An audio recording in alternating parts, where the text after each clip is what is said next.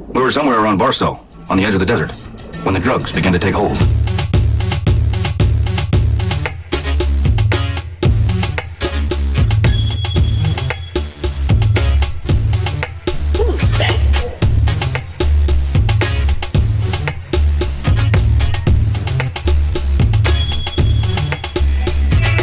Ain't nobody jealous. Everybody has their own. Nobody locked up. Everybody is free to roam. Moving over this and over this. Cause you cannot be feeling this.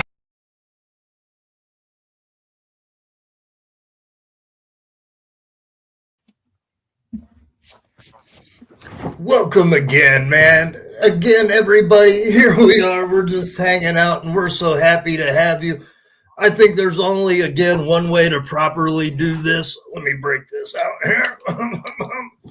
Ladies and gentlemen, I present to you one part. He is a content creator, handling the operations, a daily live streamer, rapper, musician. Ladies and gentlemen, Mr. J.R. the Butcher. And our host for today, he is a stand-up comedian, content creator, undefeated pro wrestler. Ladies and gentlemen, El Jefe, Mr. Alex Jaffe. Our special guest today, you know him as American Kickboxer 2, Cotton Candy, and sometimes Rent-A-Husband, Brandon forgot how to pronounce your last name. Close enough. Brandon Overholser. Overholser, thank you. And let's not forget the man in the hat. He has more hops than Marty Jannetty, Uncle Frank.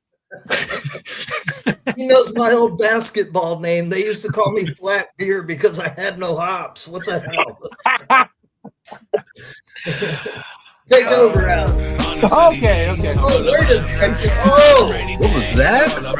oh. We know what this is.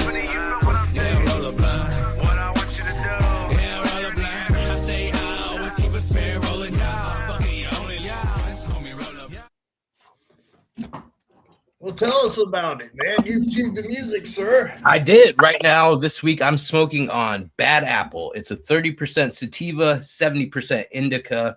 It's a genetic cross between sour apple and purple punch. And it's a potent and relaxing hybrid that offers sour and fruity profile with a hint of grape. And I infused it myself with a little blunt brush I made out of some distillate. No, we didn't mean to just immediately just snatch this away from our host, man, but we're pushing for some time right now. Yep. My strain this week is half of a joke and it comes out, but we're smoking on Super Boof. After our guest last week, I thought it was only appropriate, right? So we've got Super Boof, and Super Boof is a zingy hybrid weed strain. It's made from crossing Black Cherry Punch and Tropicana cookies. It was the strain of the year by Leafly in 2024, and it's definitely doing the job because it's making me giggly, focused, and euphoric. And again, that's the strain of the week coming from 315 Inkster Road, the Flower Bowl, here in Inkster, Michigan. Again, Flower Bowl, 315 Inkster Road in Inkster, Michigan, and tell them that we sent you. Alex. And remember, if you boof it, it's free. Offer not available at the Flower Bowl. Don't pass it if you boof it. What do you want there? We got some Canopy Summit from Oasis Cannabis Company, Rio Communities, New Mexico. Top quality grow, top quality smoke. Awesome, man. And I'm hitting the pen. Bit.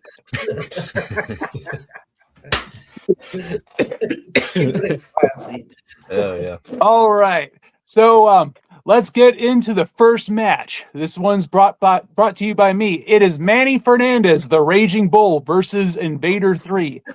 Not to be confused with Invader 1, the one who offed Bruiser Brody. This was filmed in, probably like 89, 88 in WCC, WWC, World Wrestling Council in Puerto Rico. Wow, I can't talk today. That's all right, man. It happens. This is one of those matches. It starts off like it's just a regular old match, but the reason why this match is just infamous is what happens at the end. For those who know. So have you all seen this match before? Oh yeah, there's a backstory to this that was given that I kind of it's if you look it up, it's bullshit, to be honest with you. And I'm not trying to call anybody too much out of their name, but it's been said that Manny Fernandez is quite the bullshit artist. Paints quite freely with him, from what I understand. But his rhyme and reason behind this, and I'll wait for the finish to go to that.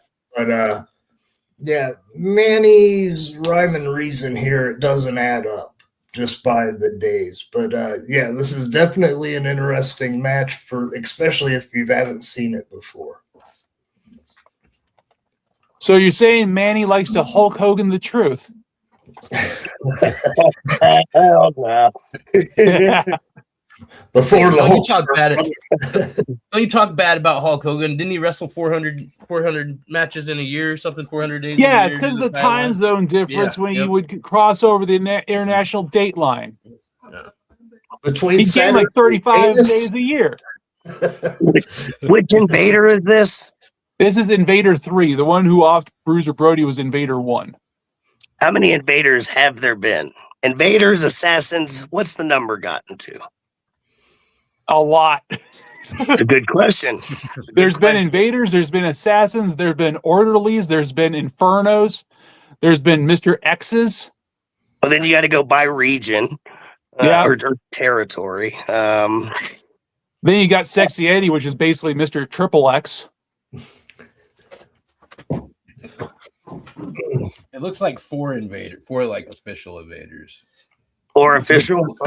Mm-hmm. Like I can't say anything for anybody who threw a mask on and called it themselves, but Oh yeah, I've wrestled. Remember the good old days back in like the late 90s or early 2000s when every like low rent indie promotion had a doink? Mm-hmm. Yep. Yeah. I think I got a picture. Trying to rush to the next match already, are you, sir? No, one mask gimmick that I like that I didn't think that got enough push was the Machines gimmick. Do you guys remember that? That was slightly before my time since I'm such a young gun. You guys got YouTube, man. It's all at the fingertips. It's all there. Yep. Yeah, I like their masks, but the Machines were kind of a counter between the Japanese promotions. One promotion created this gimmick to go against the other promotion, and the Machines were Big Machine, Giant Machine, and Super Machine, if I remember off the top of my head. And one of them was Blackjack Mulligan. The other one was Bill Eadie, and the other one being Andre the Giant. Nice. And yeah, I always love the big men, like the the larger than life characters. So I've got somewhere on this shelf behind me. There's the whole collection of all the giants. So Andre the Giant as the Machine, man. Awesome. Hey, now, it was never proven that Andre was Giant Machine. Could have been anybody, huh? Yeah, I have good authority that was a dual butcher. The fucked up thing was Honky Tonk Man called Jake Roberts a Coke machine. So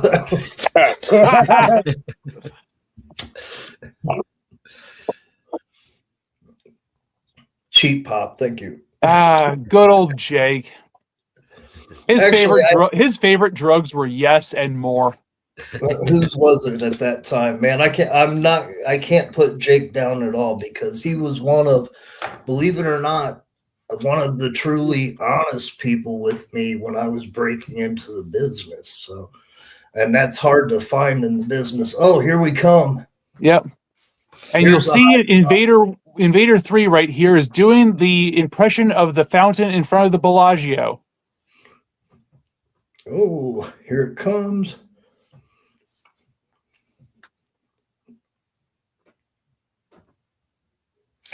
Whoop. He's a squirter. Yep. Uh-oh. Still going. So what story do you have about the finish, Frank? Well, here's what Manny Fernandez said was when this came out later on. He said this that he had done this as revenge for Bruiser Brody. Okay, now here's the problem. This match happened before Bruiser Brody got killed. It reminds me of like Yeah, when the Hulk Hogan foresight. was hanging out with John Belushi 3 years after he died. So it doesn't add up. And this, this making himself the martyr and the hero, come on, man, for real. It was a work. Explain how the gimmick was done, Alex. Oh, I do know how this was done. Supposedly what this guy did before the match was he drank a bunch of pig blood and vodka. So that's how we got this effect. Yeah. And I like looking at the vodka. aftermath, it's like I don't drink, and that would probably be me after drinking pig blood and vodka. So Yeah. Yep. Same. Yeah. Same. So again, what we're talking about is some worker being a fucking worker and wire and a bullshit and trying to make himself out to be the hero of a situation that hadn't happened yet. It had not. So Frank, this we is all what's know gonna that the happen to standard Bruiser Brody. payment for a pro wrestling match is a hot dog and a handshake. Do you think chugging that kind of grog would earn you some mustard on that hot dog? He chased it with mustard and actually, got the rest of the pig later. So, or one for the good guys. He's out there with some kind of Ebola fucking deal just for the angle. So, yeah, predetermined, not fake. Okay, Exactly. He was predetermined to pick his fucking nuts up at that point. I'm still thinking about how pleasant that had to be to drink. Like, Were the guys you chased it, or you know what I mean? Was it one then the other, or Were the guys in back going chug, chug, chug, chug? Dude, it was World Wrestling Council, so that was Karkoff. For those who know. Well, that was definitely a first match. Don't touch that dial. The Hang will be back after these commercial messages. Hello, wrestling fans. This is Jim Fannin, and I am the host of Fannin's Flashbacks, a podcast about tales from IWA Mid-South Wrestling, the most controversial wrestling company of the late 1990s into the 2000s. Join me every week as I am joined by one of the wrestlers or fans from those shows and hear about famous shoots like Ox Harley and Corporal Robinson in the dressing room, or Ox Harley and Wolfie D in the ring, or like Flash Flanagan and the Shooting Stars in the crowd. I've been joined by American kickboxer Tarek the Great, Madman Pondo, Bull Payne, Mitch Page, Mickey Knuckles, Nate Webb, Tank, Toby Klein, and yes, even Jimmy Jacobs. So you can listen on your favorite podcatcher by searching BNMVS Network. That's BNMVS Network. And every Friday morning on YouTube at 7 a.m. and 6 a.m. Central is the premiere, where you can join me and chat along as we watch the episode there on YouTube. But if you have a subscription to IWTV, that's Independent Wrestling Television, ran by Smart Mark Video, watch the app or watch the podcast there, please, as we have added footage. JCW Lunacy. New episodes every Thursday night at 7 p.m. on YouTube.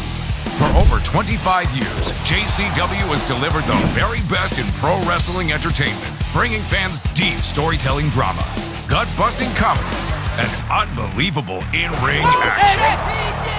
From wild characters to unforgettable rivalries, JCW has built a legacy that spans generations of fans. Whether you've been watching since day one or you're brand new to the chaos, there's never been a better time to join the madness. See why JCW is the hottest promotion in independent wrestling today, where anything can happen, and usually does. Oh, take a look at this! Don't miss a single moment. Tune in every Thursday night at 7 p.m. on YouTube and catch up on past episodes right now.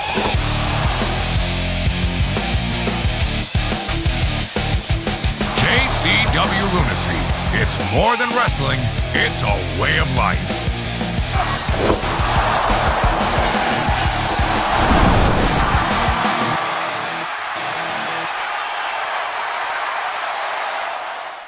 And we're back. Now it's time for our JCW match of the week, brought to you by Kendo.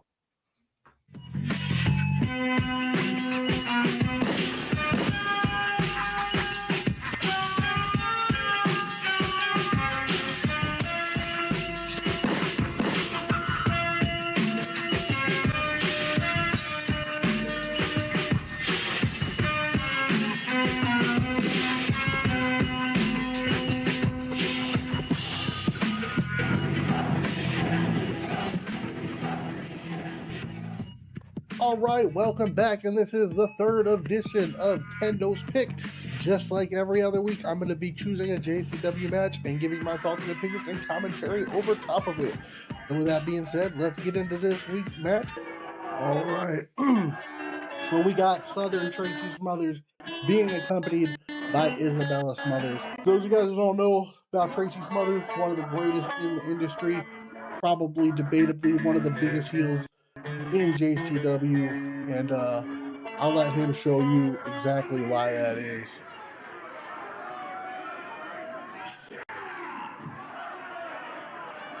I said sit down and shut up, you bunch of Juggalos! Cheap shot. Brother, right here at JCW Champ time! Or ICP! I'm gonna have my daughter come out and teach every one of you individually. And he will be taking on Booker T. Can you dig it, sucker? And Booker T is going to be accompanied by Boondocks. Those of you who are not familiar with Boondocks, he was an artist on Psychopathic Records at that time. Boondocks also, Two Tough Tony's music, Sip It On Down. That is a Boondocks track. So the crowd giving that Booker T. So, again, Tracy Smothers. Let's get into Tracy for those Juggalos or the new school JCW fans that don't know much about Tracy Smothers.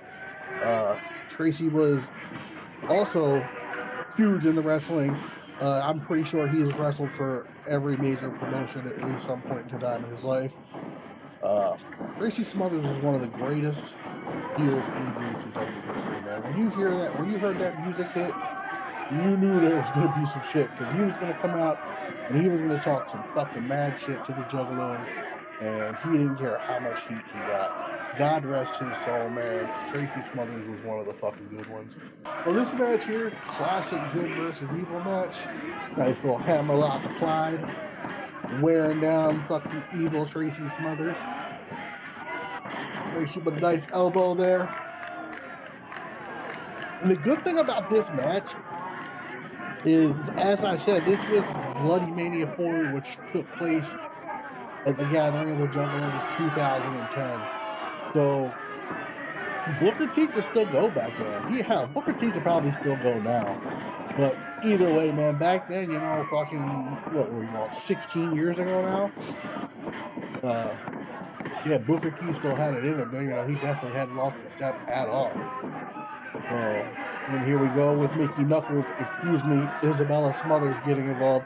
These two were such a good team back then, man. They worked so well together. They caught so much heat. But yeah, anyway, back to what I was saying. This match, both men were still great. I don't think there was ever a time that Tracy Smothers couldn't put on a good match. Hell, probably even in that man's deathbed, he probably could have put on a fucking banger. Typical heel, beating him down in the corner. Probably not listening to the referee's count. Like I said, this is such a good match for its time, man. Booker T actually hit the ref there with the side kick. Now this is the part where there's fuckery, bull pain, and Ian Rotten come out. Basically just put the fucking beat down on Booker T. But that's shortly lived because one of the greatest non-JCW superstars, fucking Hacksaw Jim Duggan. Oh, he comes out and just fucking clears house. When he comes in, clears house, chases him away, Brooks ducks it, hits that scissor kick. Boom. And I watched how convenient this ref quickly pops up. 1, 2, 3, and here is your winner, King Booker. Now, can you dig that, sucker? All right, my bad. I got a little hype there. I love me some Booker T. Anyway, that was this week's episode. I hope you guys liked it. If you want to see the full match, head on over to the Prolo Productions YouTube and you can catch it there. Till next week, I am Kendo. Back to you guys, fellas. Oh, shit. And we're back. Okay. What? Since those last commercials went over so well, why don't we play some more? Oh, hey. Shovel, Precious Juggalos. Hey, I paint things and I have merchandise. I have all kinds of stuff. Like this, and this, and this, and that, and this, and these, and that, and this, and that, and this. Oh, and did I mention that I also do this?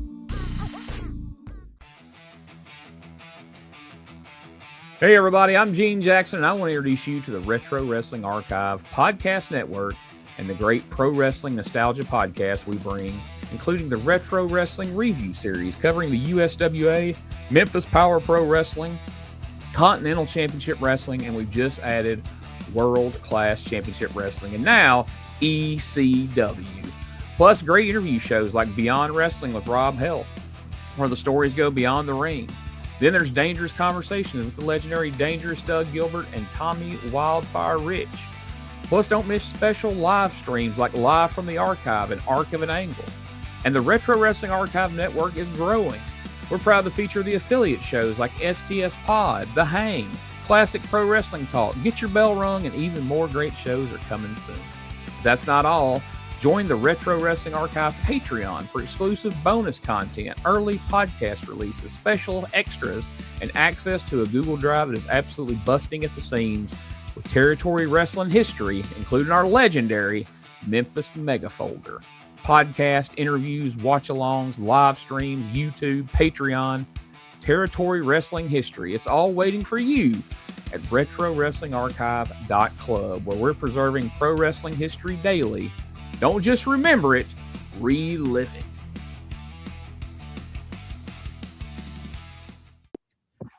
All right. Who brought music?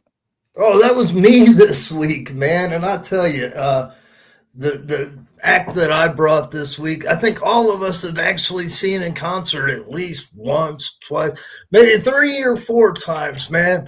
And I'm talking about the Odd Squad family, guys. How many times have you seen them in concert at the Gathering? I don't know if I saw them at all at the Gathering. I mean, I know that they were at gatherings that I've been at, but I mean, it might have been the Gathering that I had that apple cobbler that I found out was pineapple upside down cake. So I'm not sure. I think they did play that year too. So let me tell you real quick about the Odd Squad family for people that don't know. The members are Nubs, which stands for Normally Underestimated by Sight. And he was a rapper. He was born without arms or legs. And he draws his life trials to create relatable music, and it serves as his primary inspiration. Then you have the Snowman, who was a co-founder of this group and a childhood friend of Nubs. They had met in high school. And then A Factor, who's a producer and rapper, and he originally grew up in Colorado Springs before moving to Phoenix and joining these guys. But this group, again, if you've been to the Gathering recently in the last few 5, 6, 7 years, man, you've definitely caught this. And Alex, you've heard them at least, I'm sure. So, probably. Well, I don't know.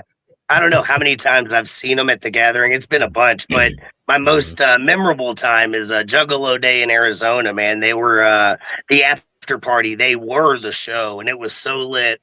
And they get in there with everybody and just make sure everybody's welcome. That it can be life changing for some people.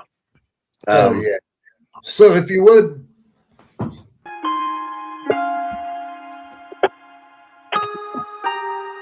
Oh, good song. That's a good one.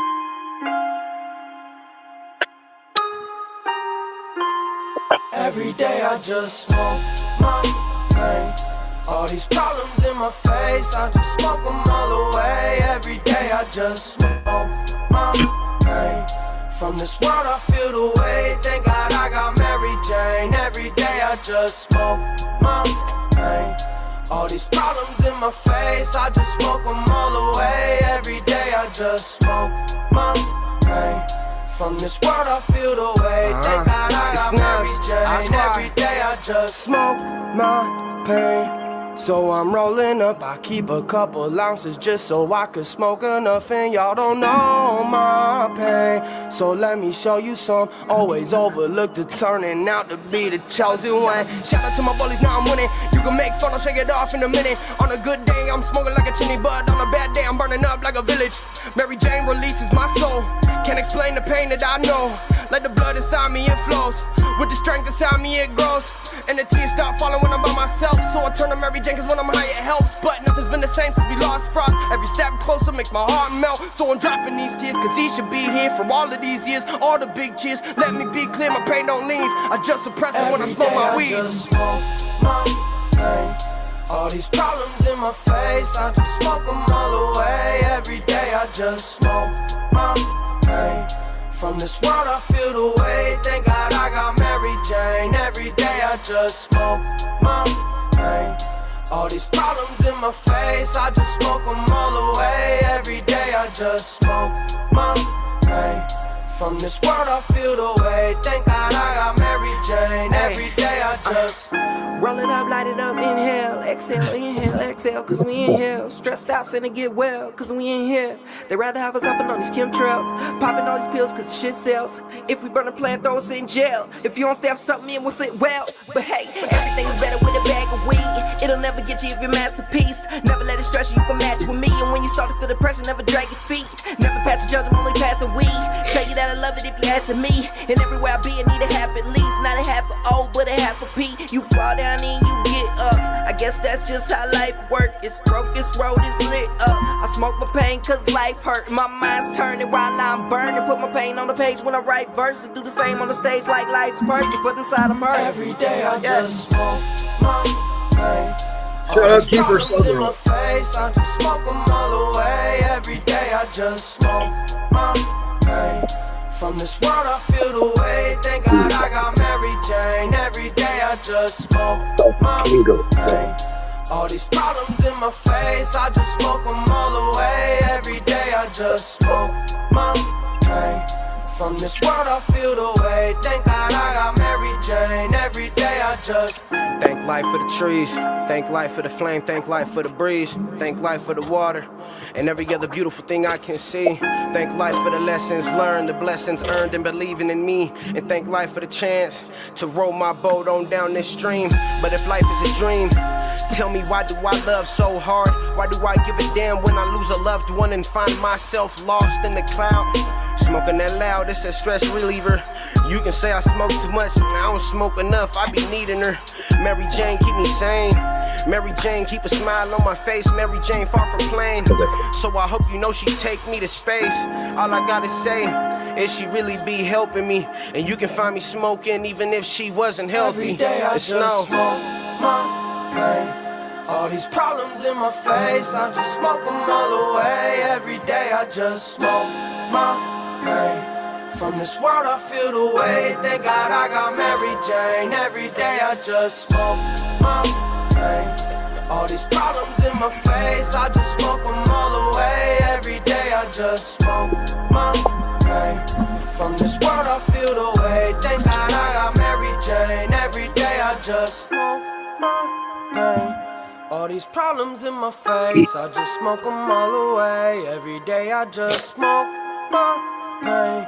From this world I feel the way. Thank God I got Mary Jane. Every day I just smoke. Hell yeah, man. Excellent selection. Man, I'll tell you what, man, that band and that group, again, all of us have seen him. Alex has heard him. I know he's at least heard him. You know, there's only one way that we could really follow this. And Alex, if you would, man, could you add a bit of sophistication here with the one? Oh, most definitely.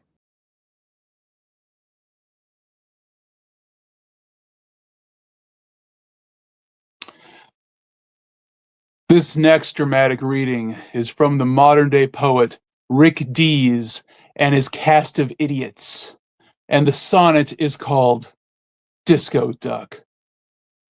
Went to a party the other night. All the ladies were treating me right. Moving my feet to the disco beat. How in the world could I keep my seat? All of a sudden, I began to change. I was on the dance floor, acting strange. Quack, quack, quack, quack. Flapping my arms, I began to cluck. Quack, quack. Look at me. I'm the disco duck. Ah, get down, mama. I've got to get me a woman. Ha, ha, ha. Disco duck. Gotta have me a woman. Disco duck. Oh, get down, mama. Try your luck. Don't be a cluck. Oh. Disco duck.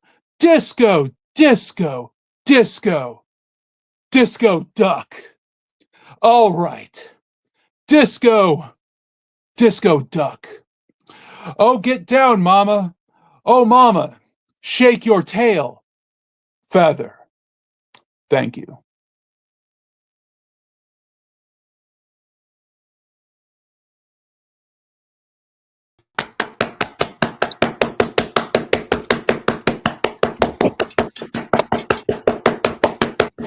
Bravo, sir. Bravo. That kind of sophistication is what we need around here, sir. Bravo.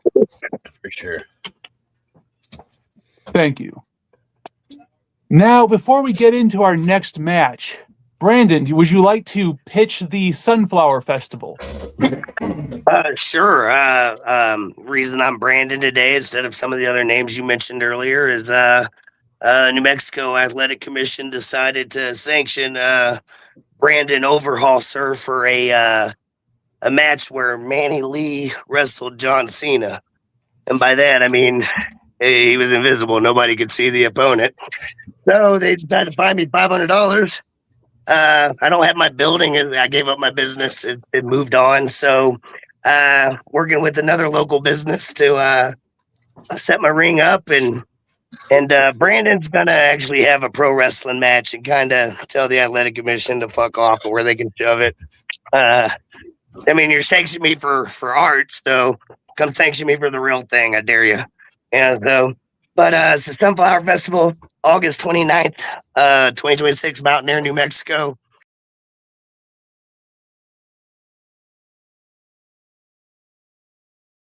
Lots of vendors, lots of art. Not really sure where we're going to be yet or exactly what all we're going to have. It's going to be a nice little surprise, but August 29th is the date that's set in stone. So, and I'm going to bring a little something I haven't brought to Mountain Air before. It's been a lot of art. I'm a little mad this year, so I'm going to bring a little bit of violence this year. You know what I mean? It's time to show them the other side of my art form. Especially if you're gonna stop on me anyway. I'm going to stop playing by your rules and we're going to play by mine. So, game on. But thank you for bringing that up. Hell yeah. Now, real quick, while we've got just a second, what people might not understand is for quite a few years now, Brandon has been fighting against the State Athletic Commission in New Mexico. And he's dared them repeatedly come after us. And I've helped promote and produce those shows as well. And we did that for quite a few years for the town of Mountain Air, New Mexico. So an outlaw, yeah, if that's the terminology. Well, and they took it further. There was a warrant out in my name for a year. Again, Brandon Overholser's name. So a little serious when it's you give me the government name, we're gonna play real games. You know what I mean? So, warrant out my name for a year for harassment that wasn't even a crime in my state. So, but what that does do is, trial allows me to get some discovery and the next time we do actually run a show together in this town, I'm pretty sure the state's going to be paying for it, and it's going to be under my rules because they didn't want to work with me. They didn't want to catch me for the stuff they could have caught me for. They wanted to catch me for John Cena, and well, I mean, I'm willing to call John Cena. We can call John. We can call the real John and see if he was ever booked. You know what I mean? I've never talked. The government can get his number, I think. So but yeah, it's going to be an adventure. August 29th, though, is going to be that's always the Sunflower Festival. Mountain Air is always a big deal. It's been going for roughly 20 years, 10, almost 10 that we've been here. They always offer wonderful things, man, and then a lot of sunflowers if you like that art form. So yeah. Oh yeah. Brandon's produced some pretty cool shows over the year. And quite frankly, like that is the show that I was on that I have my one win at. For those viewers that might not know. So everything comes full circle. Wrestling's unpredictable. Nobody could have known you were going to walk out that day and just somehow outlast everybody else that was looking for an opportunity that day. Yeah, and then what'd you do? You decided, we offered you more shots. Now you're like, no, I'm gonna stay undefeated. I'm actually currently undefeated myself at JCW. I keep kind of winning every match I've been in, but there's mostly been tryout matches. But I have won 3 tryout matches. I mean, how can I top beating 20 people in a match, right? Well, although I did pitch it to Frank, though, I am willing to defend my undefeated streak in a shoot fight if you can book a particular person. And that person is Lex Luger. Because I'm pretty sure I can take him right now. I know the only way that I would book it was if it was Indian leg wrestling. So, hey man, I'm down. Oh man! All right. So, Brandon, would you like to talk about the match that you brought? Yeah. So, just a little quick history, at least on the copy we're watching. I uploaded it years ago. Tarek, big hand in me becoming Kickboxer 2 and taking it around and helping me learn the loops and learn the moves and then learn that the character was going to be who I am amplified. You know what I mean? He just always mentioned this Japanese match, how he would have liked to have gone back and stuff like that. And I was an old school tape trader and got into the business early enough that you could still hit the wrestling forums and actually get some good tapes. And then I was also ghetto enough that I had my own converter stuff. So I ended up getting this tape a little easier than it was back when I was a kid because I could actually just go get it on eBay. But got the tape. And then I converted it to DVD and then put this match on there. And then, I put it on YouTube. So that way he always had access to it. If he wanted to watch it, kept the link private, but it's a fun little match. Big deal for Tarek. And I love, just I was an old historian with the stuff, man. I used to get the old stuff. My favorite pay-per-view forever is going to be the 1994 Royal Rumble, and it's just because I watch it over and over, and you know what I mean. It is one I had access to. So, but yeah, so that's a little bit of backstory on that. Is it's on YouTube because I wanted Tarek to be able to have access to it. Oh yeah. Cool. Yeah, I've got a bit more backstory for this match. I can't wait. Tarek and I had the same agent, and I went and I found the business card, and she tried to book me for Pancrase. If you see the business card, this is from actually Pancrase in Japan. And she wanted to book me to fight there, and her name, Phyllis Lee. She was also the agent for Sabu and Dan Severn, as well as Tarek and myself. But there was a little bit of screwiness going on in the negotiations for me going over there. And I didn't want to get over there and get caught in a weird position. So I turned down one of the offers that she had. So when the offer came for somebody to go to Japan to kickbox against Hito, instead of calling the American kickboxer, she got a hold of Tarek.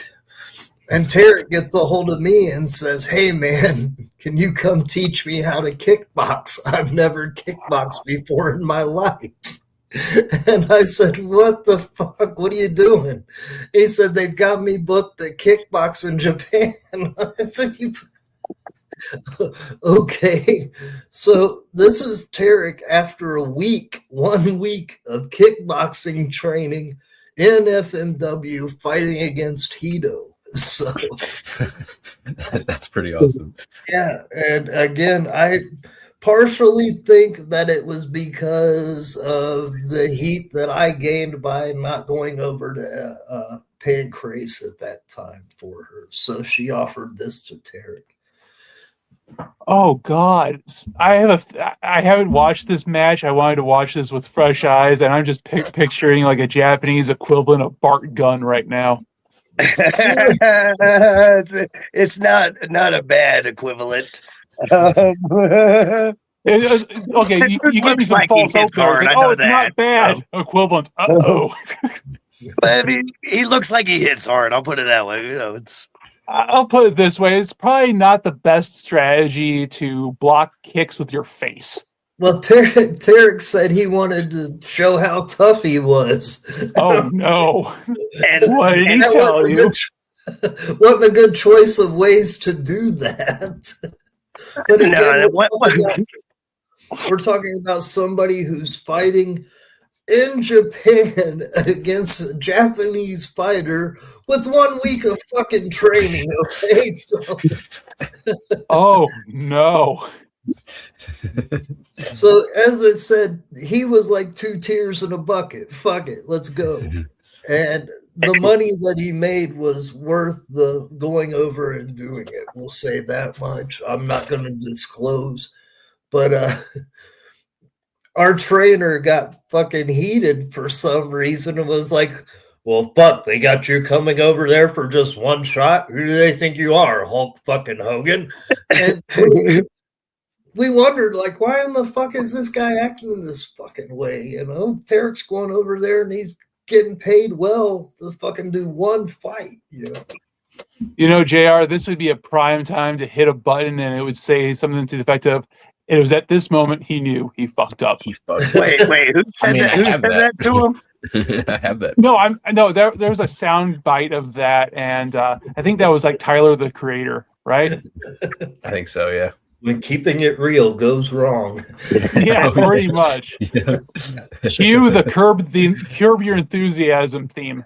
But yeah, you got to fucking carry your balls in a wheelbarrow to go over to fucking Japan with 1 week of actual fucking kickboxing training, ready to fight the Japanese in kickboxing. So. Yeah, that's just. I mean, I admire the confidence. You know? Yeah, I sure as hell wouldn't be doing that. That's amazing what he can do moving around there with a pile of shit in his pants too. So. Oh, that reminds me. So remember last gathering during not last gathering, but the gathering before they were booking some like lady boxer or whatever. That was like a juggalo or something. Remember that? Sort of. So they booked some lady boxer during like the JCW thing for like an actual boxing match, but then her opponent pulled out for some reason. Okay, I do remember that. So they were trying to find some woman is like, "Hey, you have to weigh between like 130, 145 pounds or whatever. Can you take this fight on short notice?" And I was actually contemplating like contacting the booker and going like, yo, I'll do it. I'm not trained in boxing whatsoever, but I'll fight a woman. Whatever, let's go. But then I just thought, like, what would Frank say? It's like, Alex, you idiot, don't volunteer for that. So I did it. Smart move. Yeah. Because knowing my luck, I just get knocked out. I would get Bart gunned by someone like a third my size. You know, man, I'd be if that undefeated record went out that way. Oh, man. Yeah. Oh, yeah. God. That might have actually been before that show. I was going to say, all that training, man. All that training. I kind of wish that you would have gone over to Japan just so you could have been like Al Snow standing in his corner. Oh, yeah. You're doing wonderfully. He can't kick you from there. Gotta slip the jab. Slip the jab. Hey, Tarek, stop blocking with your chin. Well, I thought his approach of laying on his back was fucking brilliant because legally you can't kick him from there. So it was a great approach. Well, that's the Inoki strategy. When he was going against Ali. Oh. I mean, I don't blame him for only fighting one match over there before flying back. It's kind of hard to wrestle when you don't remember your name. If I remember correctly, it actually cracked his front tooth. So, whoop. Oh, shit. Oh, that's the tree of Joey Lawrence, the guy like right there. Oh, yeah. Did you see that combination? Yeah. That was like a 5-piece and a biscuit to the test. It's 94 UFC right there, buddy. Using it like a speed bag. If you see anything protruding from Tarek's nose, it's his nuts.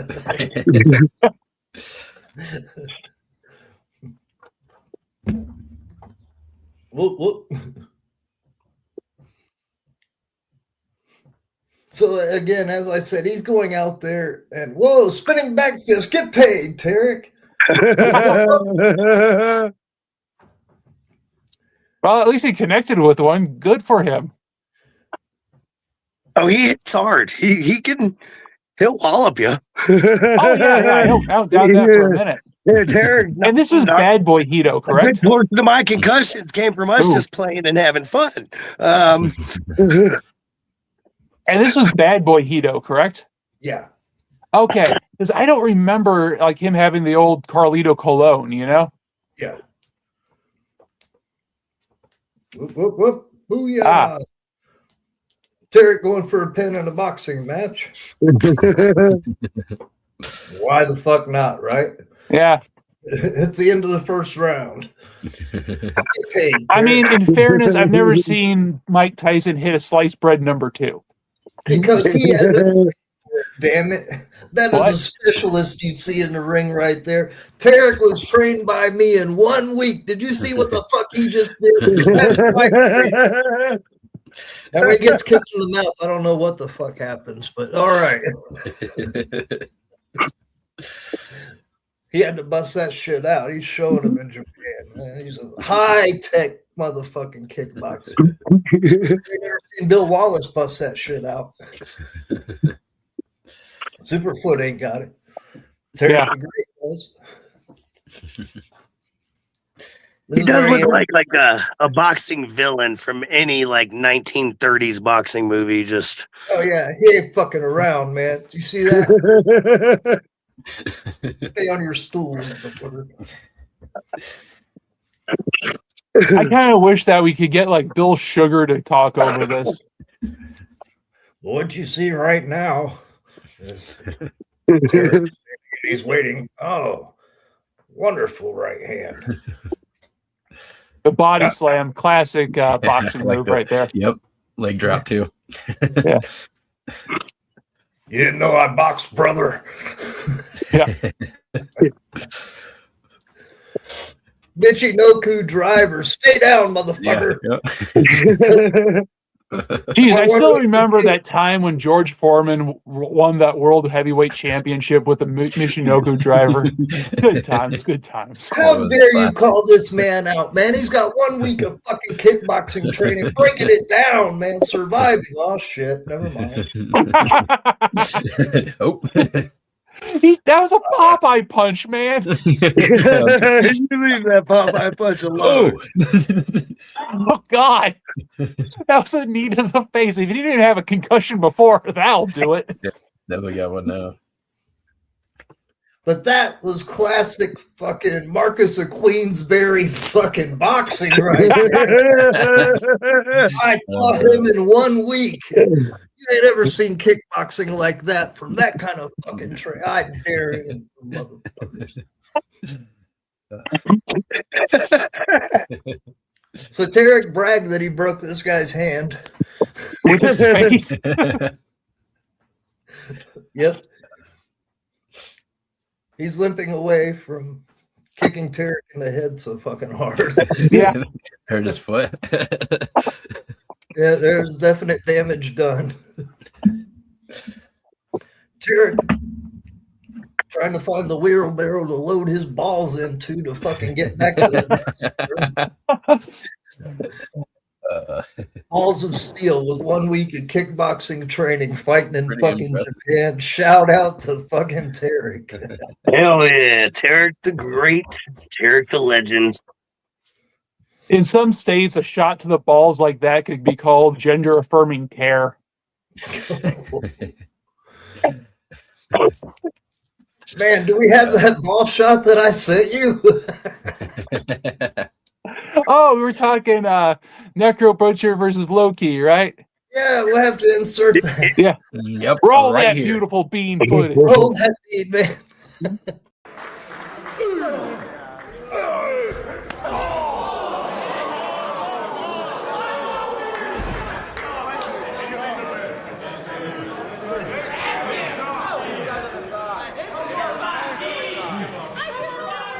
We sat around for a minute, rewinding and replaying, replaying.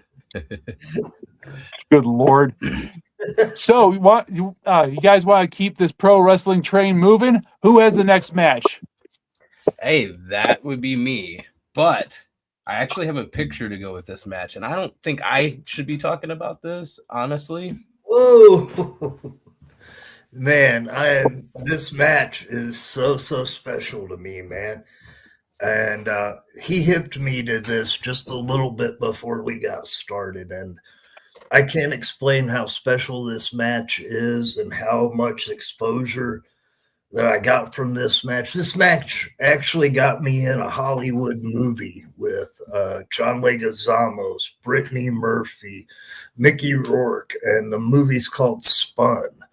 And throughout the movie, Mickey Rourke is watching this match between Sheik and myself. And there's a story to it. If you want to go ahead and start the match, I don't mean to take over like hosting or anything like that. But Legs Diamond with the introduction, if anybody knows Leg Diamond of the Purple Gang.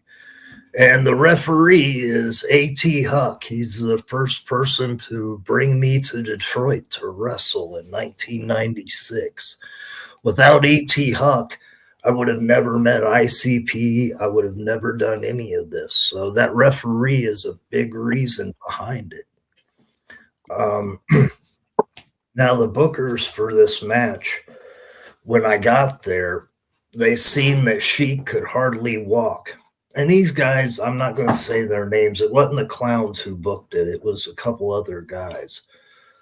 But their idea was for me to go out and make the Sheik look like a fool. They wanted me to run around him, make him look sloppy, and understand, and I've said this before, this is one of my childhood heroes. This is the guy who launched Hulkamania, all right?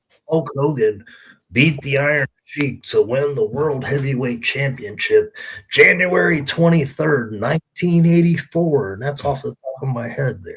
But so for me, I'm not that guy. I'm not going to go embarrass my hero. I'm just not going to do it. So I had to ask Sheik beforehand.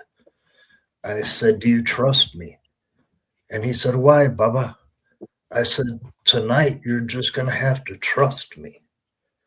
And my plan was to go out there and do a 1980s squash match, and me being the enhancement / jobber.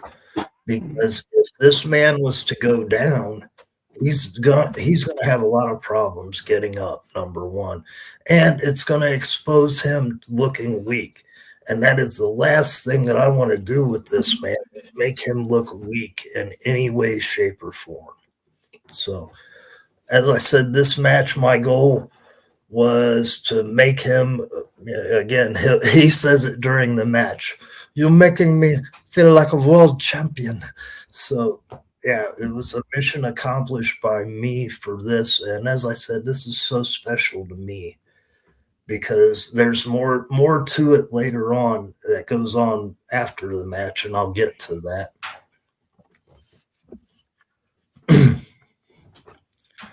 One of the big tragedies in wrestling, though, is that the Iron Sheik wrote a book that was called Jabroni. It was supposed to be published by, I believe it was ECW Press, and then for some reason ECW Press decided to publish that Pat Patterson book called Accepted. And that book, for whatever reason, was buried and never released. And I'm not quite sure the legal reasons or whatever, but I really do hope that that book does somehow see the light of day. I was consulted for that book, believe it or not, man. Really? Sheldon Greenberg was the guy who is writing it, or was writing it, if I remember off the top of my head correctly. But yeah, he contacted me because he knew of my stories with the Sheik. And after I told a bit of my story to him, I sent him to Marty Jannetty. So Marty Jannetty could tell his story of the Sheik. And if anybody doesn't know that story, look up Marty Jannetty and the Iron Sheik. And it's a funny story. But anyhow, yeah, Legs Diamond, as we talked about. Former ring announcer for JCW. Awesome guitarist, great voice with the Purple Gang. I don't know how many people check that out. I was a fan of it personally. Yeah. I enjoyed them. Brandon and I actually, a couple years ago when they came back to the gathering, the Purple Gang, we did purple zoot suits to go watch the show. Hell yeah, we did. Yeah. It was a good show. Real good show. I'm going to bring this full circle as well. Another unreleased book was Psycho Sid Vicious's book. He actually wrote a poetry book called something like Footsteps in the Sand or something like that. And Frank actually wrestled Sid Vicious back in the day. Yeah, we'll get to, I plan on having Dr. Bud on sometime as a guest, and we'll play the video. Oh, fantastic. It'll be a lot of fun. But here you see, Sheik has not hit the mat, and I'm selling like a champ for him, man. Every time he touches me, I'm trying to fly, I'm trying to bump. Violent J said live that this is the most blatant case of overselling that he has ever seen in his life. And right 5 here years later, HBK versus Hulk Hogan. Yep, that's exactly what came to mind. Right there, the Sheik was feeling so good. He says, "Give me hell yeah!" And the whole crowd said, "Hell yeah!" Yeah, he was having a blast. Now, here you see. Have you seen him take one bump? No. Nope. No. That's it. Give him the old 80s comeback for a minute. Mm-hmm. Roll it up. Booyah. No, sell me. Take it off. Like, booyah. Uh-oh. What the fuck we got going on here? Here is the most blatant case of overselling ever seen in somebody's life. Whoa!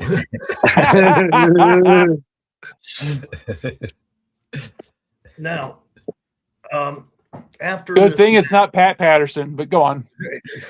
Yeah, Master of the Duck Under Go Behind. But anyhow, After this match, Sheik said to me, "Since you make me feel like a world champion tonight, you come to my room and we smoke the good marijuana." So that night, I hung out with the Sheik and we smoked pot all night, and he told me his life story. And we exchanged memories and things like that, to the point that, as I said, when Sheldon was putting together his book, he was told to contact me, and I was able to tell a bit of Sheik's story that others weren't able to tell. Now, also with this match, you'll see me trying to repay. Oh, it stopped. All right. No, that's no worries. Okay. No, that's cool. No worries. Later on, and after that, I took a bump for the rest to show him how much I appreciated him as well. So you took a bump for the referee, and then you kind of cut out there for a second.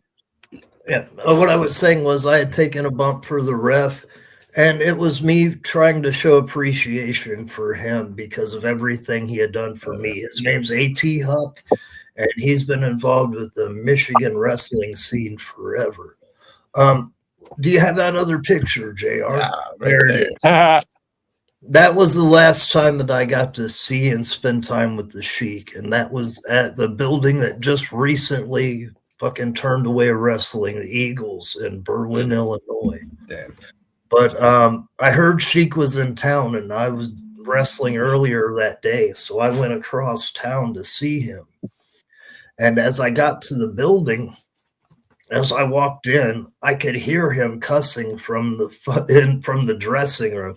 "You promised me everything from A to Z, and you have nothing for me." And I walked in, and I heard, "Oh, my medicine man." And so that was the greeting. And I said, "Kaz, what's going on, man?" And he said, "They promised me everything." And he's drinking a 40 with both hands as he's telling me. And he said, "They promised me everything, Bubba, but they have no medicine for me." And I said, "Well, let's go to my van, man." I had a van at that time. So we're out in the van, and the promoter of the show comes up to the van. "You guys aren't smoking marijuana in there, are you?" The law's inside. And Shiki says, without missing a beat, "A fuck of the police! You know who the fuck I am? I'm former WWF world champion. Who's this fucking jabroni?" That's the guy who's paying you, Sheik. Fuck him. That picture, after we got done hanging out in my van, we came back in, and there was this photo set up. And I said, "Kaz, we've got to get a picture."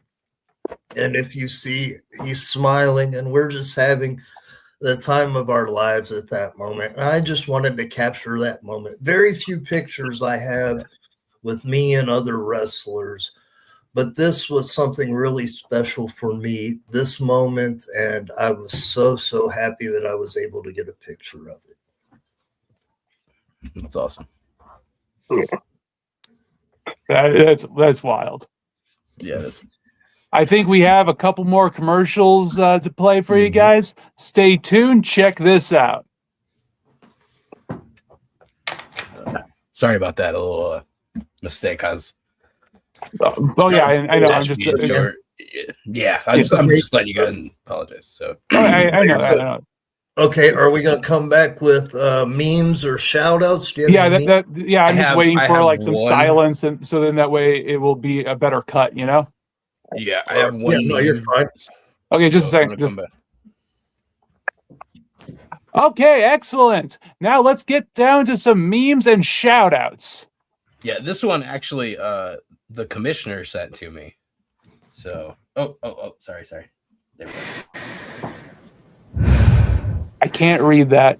Jerry Lawler when high school lets out.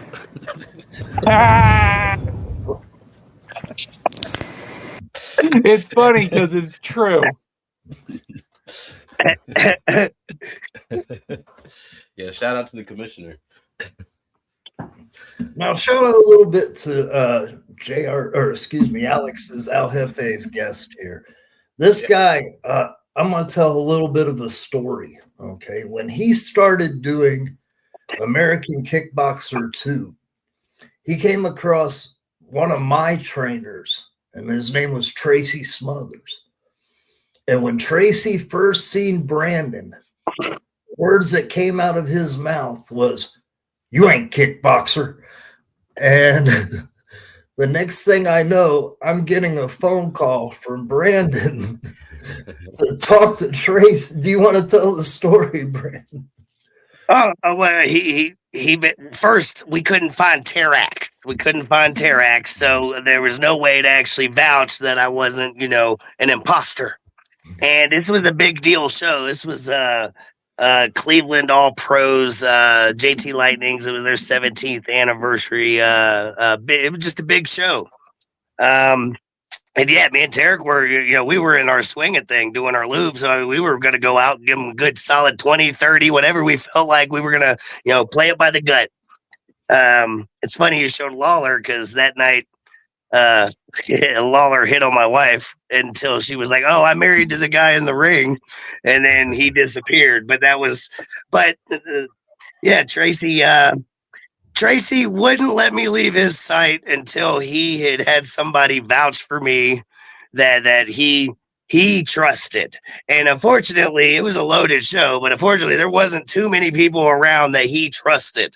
So, but yeah, he gave me the pass, and then he watched what me and Tarek did, and then me and Tarek went out and did everything. We got great crowd reaction. It was over, all that good stuff. But then they proceeded. Hit Lawler versus Smothers was the main event, so they went out there and they got a bigger reaction for the first punch of the match than I did go in a full 30. You know what I mean? Like, it was, I couldn't believe it. So I was like, well, he hit on my wife, he disappeared, but then he went out there and he just showed me up with a single punch. He took one bump and they erupted. So I was like, well, I'm gonna go over here and get back to my gear bag. I'll give you the Tracy Smothers, Jerry Lawler story real quick. Not to interrupt too much of your show, Alex, but Jerry was fucking with Tracy's money and Tracy's bookings. And Tracy confronted him face to face. He said, "I know you're fucking with my money. I know you're fucking with my bookings. And you know what I'm going to do? I'm going to fuck your rat, man. You ain't going to fucking be able to do nothing about it. You ain't going to say shit about it." And you know what he did? He went and he did the deal. And he said, "You can tell him that I did it." And that was Tracy's revenge to Jerry Lawler for him messing with his money and his bookings. So. Tracy, I wish I would have been able to meet him. He sounds like a real interesting dude. He was awesome, man. He really was. Does anybody else have any more memes or shout outs? If we're going to do shout outs, man, real quick, right here, man, I cannot say enough. Check this out, man. Yeah. Precious Juggalos. I cannot say enough good things about Shovel. Yeah, there you go. And the vibes and the energy that he puts out on a daily basis for people. Who's doing that? His name's Shovel, and you check out Precious Juggalos. He's daily.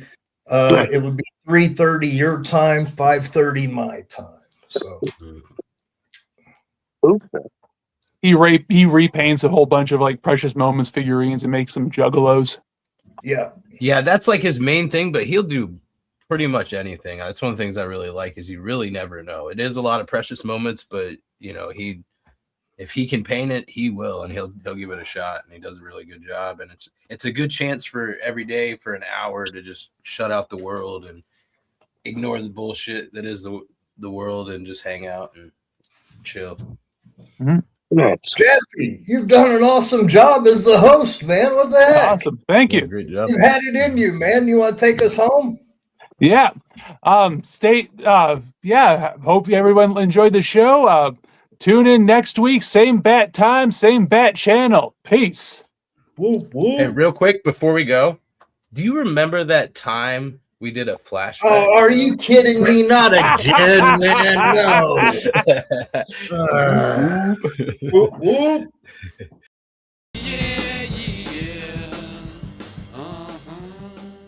Hi, I'm Cliffy, and I'm here today today to tell you about an amazing new product that I got, that you want, that you need in your life. It's called Ninja Vanish. If you're like me, you get yourself in a lot of sticky situations. How you gonna get out of them? Who's got time? Who wants to deal with that? You need Ninja Vanish. Here's how it works. You're in a situation, you gotta get out of the situation, bam! Hey, where'd I go? You don't know. And more importantly, no one else knows.